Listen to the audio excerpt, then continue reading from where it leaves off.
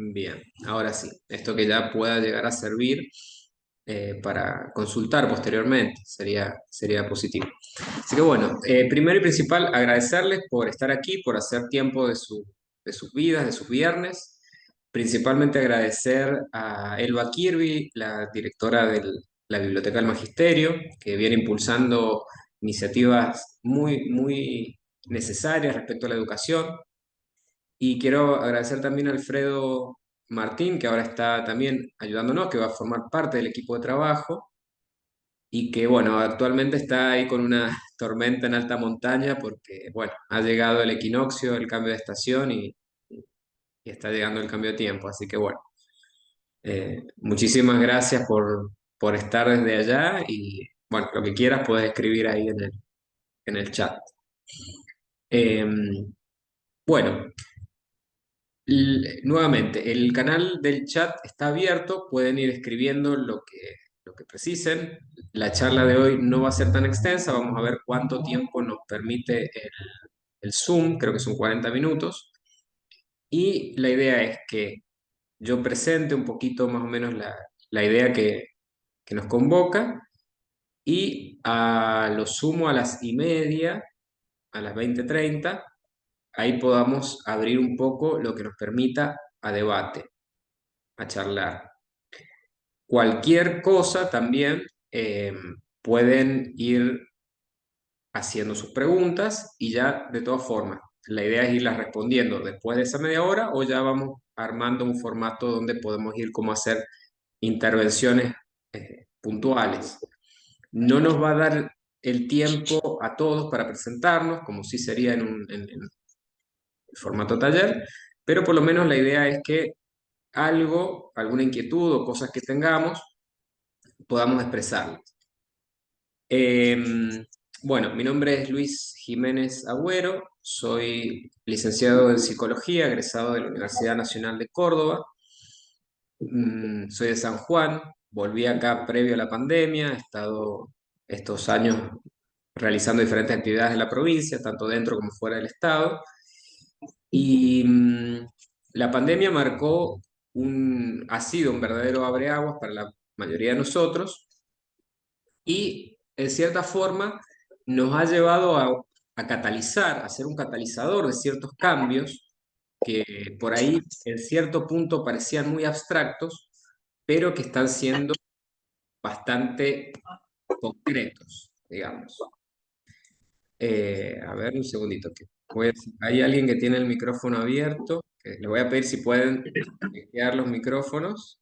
Ahí estás. Ya después vamos a habilitarlos. Gracias. Bueno, en, en el trayecto vital pude hacer mi tesis en un campo emergente en la Universidad Nacional de Córdoba, donde tiene una línea de trabajo, no es solamente clínico, sino una visión un poquito más amplia hacia lo social comunitario. Y ahí pude hacer mi tesis de en intervención psicosocial en emergencias y desastres.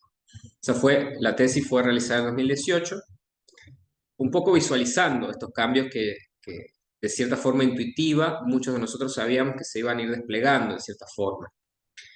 A veces no todo es tan racional, pero sí el instinto puede como conducir.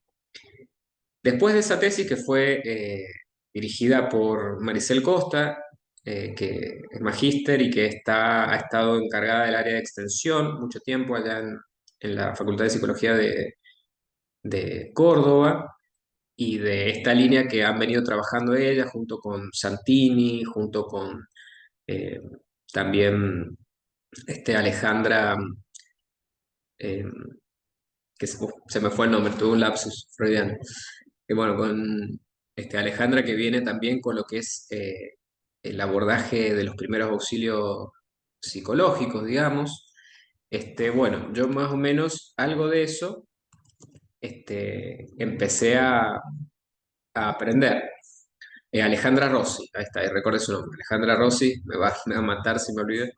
Bueno, ella es, junto con Santini, junto con Maricel Costa, gente de allá de Córdoba, de la Universidad de Córdoba, que viene impulsando estos temas desde el 2015 aproximadamente, que son campos emergentes en gran medida. Y acá, bueno, post pandemia hemos visto la importancia. Como siempre, muchas veces estas iniciativas, después a que se adaptan al Estado, es siempre hermoso cuando son tomadas las iniciativas, pero muchas veces los tiempos son lentos, que esa es la visión que nosotros tenemos de las cosas, que muchas veces nuestro enfoque son reactivos y ya cuando los problemas se han generado y no realmente como se propone, que inclusive nuestra ley de salud mental propone una idea preventiva. Pero bueno, ¿cómo logramos hacer esto? Y es un cambio de paradigmas en gran medida.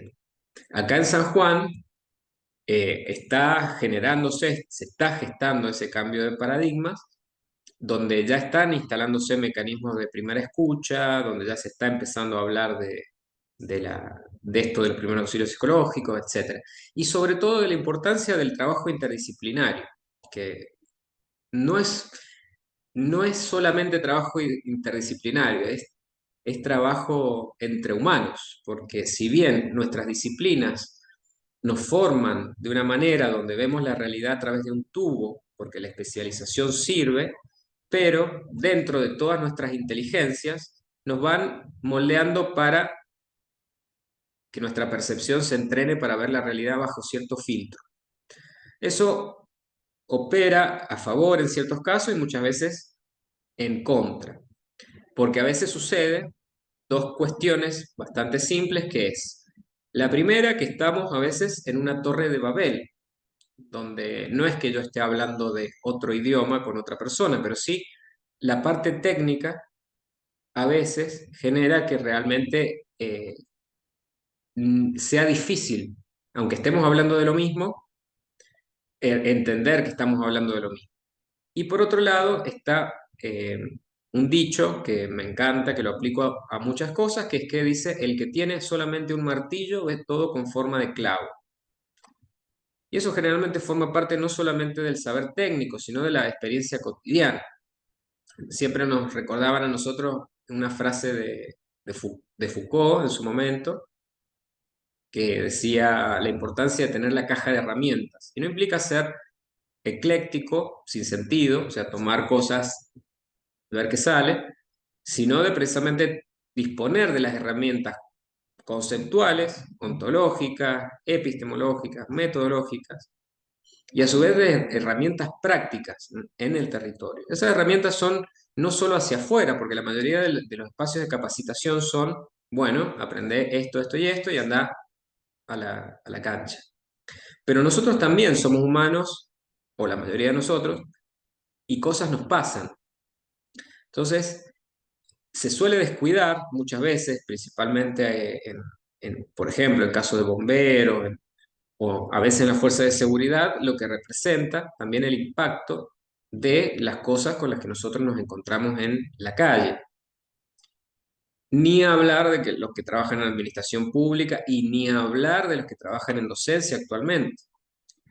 Nosotros estamos en una bisagra civilizatoria en este momento. Tenemos tres ejes que son inevitables y que la idea es no responder desde la emoción del miedo, sino desde la ecuanimidad, que no es sencillo. Ganar templanza muchas veces solamente se gana atravesando adversidades, por un lado, y por otro lado, pudiendo sanar cosas personales, que eso lleva a la introspección, a mirar hacia adentro. Y no siempre estamos eh, generando esas posibilidades o nuestro sistema educativo nos forma técnicamente, pero deja el caso de la formación interna a la filosofía, a la religión, a diferentes formas y a la casa, sin mencionar. Bien, ahí estoy viendo el chat. La ecuanimidad implica, es una posición interna, lograr estar en el centro, que es imposible estar en un centro perfecto, rígido e ideal en todas las circunstancias. Pero implica de que aunque hayan circunstancias que me desbalancean, yo puedo volver al eje, entendiendo que todo es dinámico y de que no hay algo estático para siempre. Bueno, hay tradiciones, si bien la psicología contemporánea practica esto, llamémosle el mindfulness de la tercera ola del conductismo, trae tradiciones antiguas que son la meditación, el Vipassana, por ejemplo, la meditación budista o técnicas de los pueblos originarios donde trabajan herramientas de la respiración y muchas cosas que logran que uno vaya conquistando o practicando para lograr esa ecuanimidad. Hay muchos caminos, cada cual puede elegir el que más le resuene, porque esa también es la idea, de que volvemos al tema del martillo, no necesitamos tener solamente martillo. Entonces, ¿cómo logramos la ecuanimidad? Practicando. Y muchas veces tiene que ver también con el entorno, porque esto es lo que tratamos de decir. No es solamente caer en el eslogan del nadie se salva solo, pero entender que necesitamos precisamente de la comunidad. O sea, necesitamos ser conscientes, individuos conscientes, y necesitamos de la comunidad que nos sostiene en gran medida. Eso sería más o menos la ecuanimidad. Pero bueno, volviendo al punto, lograr estar en ese estado no significa tampoco que no me enoje, o que no llore, o que no sé, insulte en algún momento, porque las emociones hay que expresarlas. El tema es que yo no me vuelva poseído por esa emoción. Y si bien suena bonito o un paradigma idílico, porque también es algo que suena de una forma muy ideal, es una práctica. Y con práctica uno puede encontrar más o menos, como dice Oriente, una armonía. Y de vuelta, no significa que no te duelen las cosas, no significa que no estés frustrado, que no estés enojado, que no estés... pero sí que puedas entrar y salir en esos estados sin perder lo que te hace humano, pero lograr tener también la mente clara. Y esto es muy importante sobre todo en escenarios difíciles o escenarios donde hay cosas emergentes, cosas que nos sorprenden, cosas que nos abruman, cosas que nos dan miedo. La respiración es esencial, porque por ejemplo, si yo entro en una situación de miedo, lo primero que va a pasar es que voy a actuar desde el sistema límbico más primitivo y voy a entrar en modo de ataque o de huida o de parálisis. La respiración me permite tener cierto buffer, cierto espacio de reacción para que no me posea esa emoción. Entonces, ante los latidos rápidos del corazón, ante lo que sea, yo ya puedo generar esa ingresa de oxígeno para poder tener por lo menos lucidez o algo de oxígeno en el cerebro para poder realmente escaparme, huir o tomar una nueva alternativa que es ya no ser simplemente reactivo, sino estar más en conciencia en una situación. Nosotros tenemos actualmente algunos cambios en un plano más grande que se están dando, que los vemos por sus frutos. Acá me dice que la reunión se va a acabar en 10 minutos. Ahí vamos a ver qué podemos hacer. Cierro acá con esta idea y ya vemos cómo podemos hacer. Nosotros estamos actualmente ante tres grandes cambios. Los pueblos originarios lo mencionan de alguna forma, Oriente también de otra, pero sí hay un cambio climático irreversible e inevitable, que es una transformación parcialmente natural, pero debido a la actividad humana, y una crisis hídrica muy grande acá en San Juan. Y eso nos va a llevar a un escenario que no estamos hablando de 2050, estamos hablando entre 2027 y 2030, ya va a ser otra la cosa en sí. Paralelamente estamos atravesando lo que se le llama la cuarta revolución industrial, que es un proceso muy ligado a esto que hablamos de la inteligencia artificial. Es una etapa donde se está, por un lado, generando unas transformaciones en el mundo del trabajo, en el Internet de las cosas y algunas cuestiones que, bueno, algo estamos al tanto. Y por otro lado, están habiendo movimientos geopolíticos grandes y si se dan cuenta, casi medio mundo está en guerra. Entonces, esos escenarios que lejos de caer en el fatalismo y decir, bueno, me desespero y voy, bueno, hay posibilidades de responder, pero esa respuesta, si bien no podemos controlar las cosas, solamente podemos controlar en gran medida lo que podemos hacer nosotros, pero si esa respuesta yo creo que cada uno de nosotros tiene una piecita, cada uno es un color que puede aportar para poder ver ese gran contexto. Y a su vez, bueno, cada uno también es hacedor de su realidad, pero nadie puede solo. Entonces, nosotros tenemos movimientos geopolíticos grandes, está Estados Unidos y Occidente en gran medida está cayendo, o por lo menos estamos en un escenario donde si vemos algo de las noticias es una locura. Hay poderes en ascenso, está Oriente en ascenso, y bueno, Latinoamérica tiene roles particulares y Argentina ya sabemos cómo la vivimos. Nosotros muchos somos privilegiados, tenemos muchas posibilidades que otra gente no, eh, pero bueno, eso también genera cierta responsabilidad a quienes por lo menos estamos llamados desde la vocación de servicio. Y esa responsabilidad siempre debe estar anclada en el rol que uno ocupa, en lo que puede, lo que no puede hacer, y en el caso de lo que vamos a empezar a hablar acá, también en el autocuidado. Porque muchas veces uno quiere cambiar el mundo, pero bueno, a veces, como me decía un indio en su momento, su responsabilidad es mantener bonitos sus 2 metros cuadrados.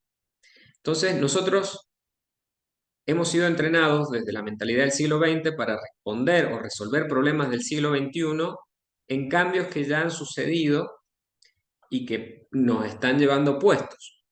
Eso se cristaliza, y ya quedan 2 minutitos, en lo que estamos viendo en el escenario: ataque de pánico, depresión, estadística de suicidio, consumo problemático, apuestas, problemas de diferente tipo.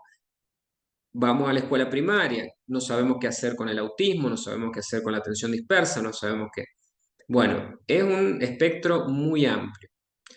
Entonces es importante, bueno, no solamente ahora que yo haga una bajada de línea, sino también ir rescatando los saberes que cada uno tiene y de a poquito ir pudiendo responder también las preguntas que nosotros por ahí podamos tener.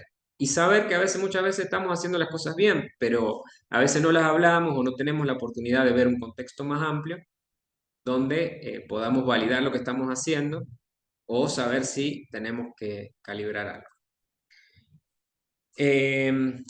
Les hago una pregunta, porque esto se va a cortar.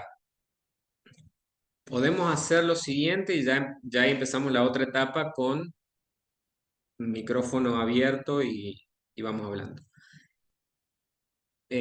Cortamos ahora, me dan 1 minuto y vemos si podemos acceder al mismo link.